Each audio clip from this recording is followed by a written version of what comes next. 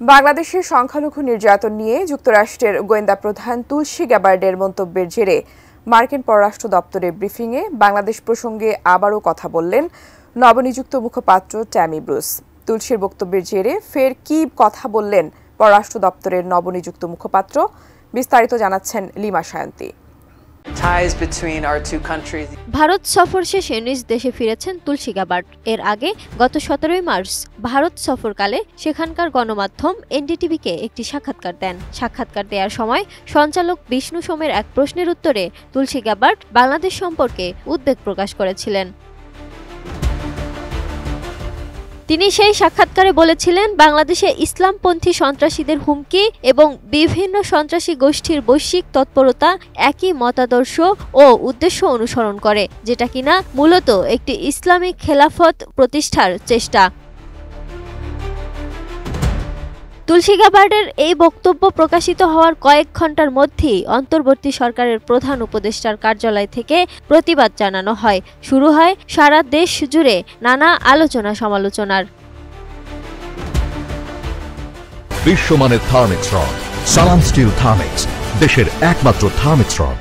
তুলসীর এই বক্তব্যের রেশ না কাটতেই আবারও বাংলাদেশের সংখ্যালঘু নির্যাতন নিয়ে যুক্তরাষ্ট্রের গোয়েন্দা প্রধান ট্যামি ব্রুসের মাধ্যমে মার্কিন পররাষ্ট্র দপ্তরের ব্রিফিংয়ে বাংলাদেশ প্রসঙ্গ উঠে এসেছে। তবে এ বিষয়ে প্রশ্ন করা হলেও ওই প্রশ্নের কোনো সরাসরি জবাব দেননি পররাষ্ট্র দপ্তরের নবনিযুক্ত এই মুখপাত্র।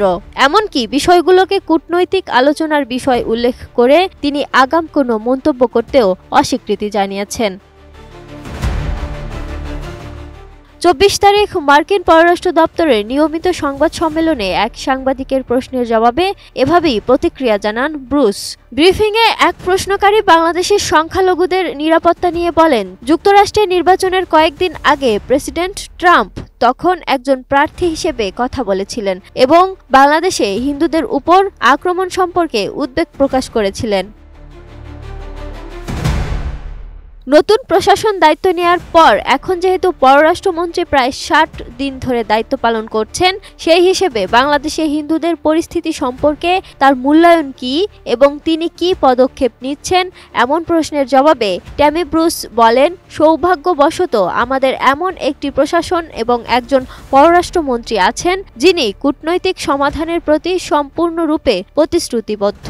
তিনি বিশ্বজুড়ে তাদের বন্ধুদের সাথে মুখোমুখি কথোপকথন করেন এবং অবশ্যই তাদের শক্তির বিষয়েও প্রভাব ফেলেন। এরপর ট্যামি ব্রুস আর কোনো প্রশ্ন করার সুযোগ না দিয়ে প্রসঙ্গ ঘুরিয়ে নেন।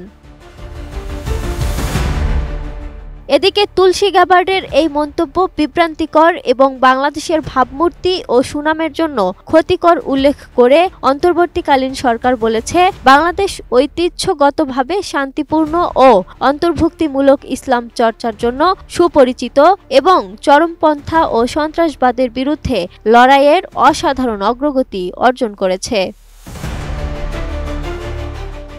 Lima Sayanti, desk report, ATN news.